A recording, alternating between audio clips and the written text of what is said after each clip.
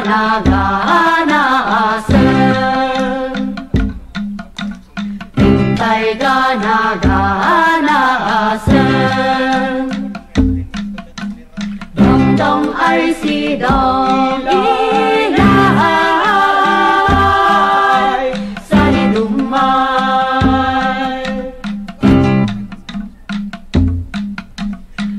kantaya manliliwa, kantaya manliliwa. Dong ay si Dong Inay sa lidumay,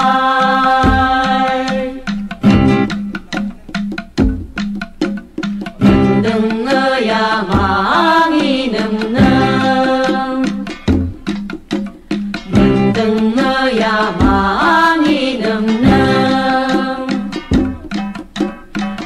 Dong ay si Dong Inay sa lidumay,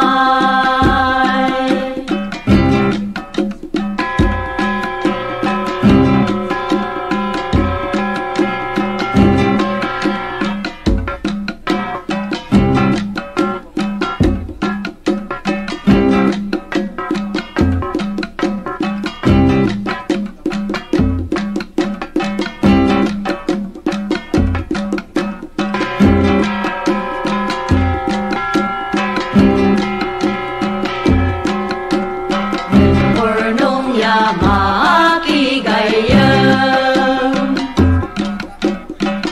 purnong yamakigayam.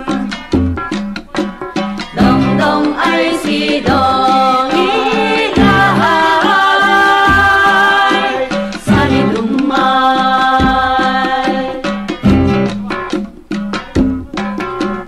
kakadwa umaliilaan, kakadwa umaliilaan.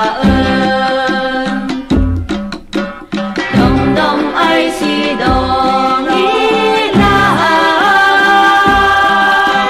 sa lidumay,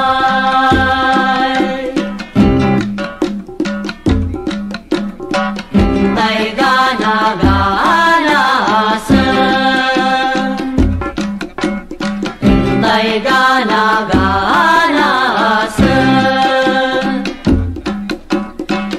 Dong ay si Dong Inay sa lidumay,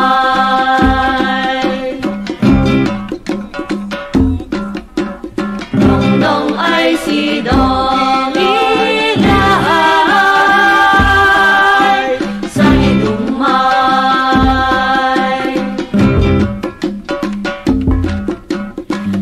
dong ay si Dong Inay sa lidumay.